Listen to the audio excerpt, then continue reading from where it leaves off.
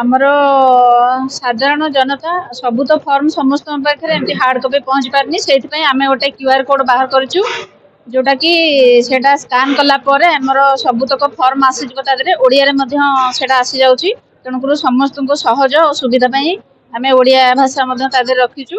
କଲା ପରେ ଯାହାର ଯେଉଁ ପ୍ରକାର ସୁବିଧା ଅସୁବିଧା ଅଛି ସେଇ ଫର୍ମ ମାଧ୍ୟମରେ ସେମାନେ ଫିଲ୍ଅପ୍ କରି ସବମିଟ୍ କଲେ ତାଙ୍କର ସେ ସବୁ ଯାହା ଯାହା ଦରକାର ଅଛି ସେ ସବୁ ପୂରଣ ହୋଇପାରିବ। ଆଉ ସରକାରଙ୍କର ସବୁ ପ୍ରକାର ସୁବିଧା ମଧ୍ୟ ସେମାନେ ପାଇପାରିବେ। ସରକାରଙ୍କର ସ୍କିମ୍ ଅଛି, ଏଇ ଫର୍ମ ମାଧ୍ୟମରେ ଆସିଯାଉଛି। ସେ ସବୁ ଆମେ ଯଦି କ୍ୟୁଆର କୋଡ ସ୍କାନ କରୁଛେ ସବୁ ପ୍ରକାର ଫର୍ମ ଆସିଯାଉଛି।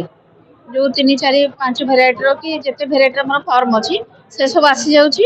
ସେଇ ଫର୍ମଟା ଫିଲ୍ଅପ୍ କଲେ ସେମାନେ ସବୁ ଜାଣିପାରିବେ ଯୋଉଟା କାହାର ଜଳ ଯୋଗାଣ ଦରକାର, କାହାର ଘର ଦରକାର, ଆବାସ ଘର ଦରକାର, ସବୁ ପ୍ରକାର ଫର୍ମ ସେଇ କ୍ୟୁଆର କୋଡ ସ୍କାନ କଲେ ଆସିଯାଉଛି।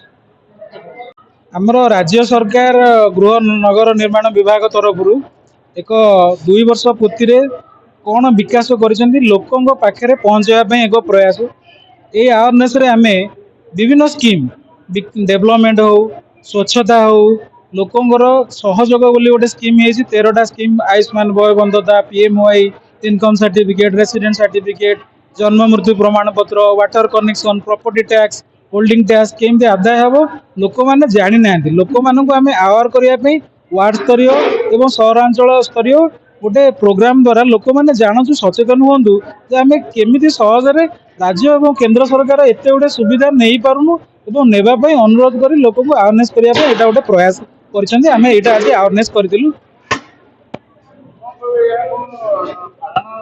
ଆମେ ଏଇଥିପାଇଁ ଏକ କ୍ୟୁଆର କୋଡ ଜେନେରେଟ କରିଛୁ, ଯାହାଦ୍ୱାରା କି ଆପଣମାନେ ଘରେ ବସିକି ମତାମତ ଦେଇପାରିବେ କ'ଣ ଆମେ କଲେ ସହର ସୁନ୍ଦର ହେଇପାରିବ।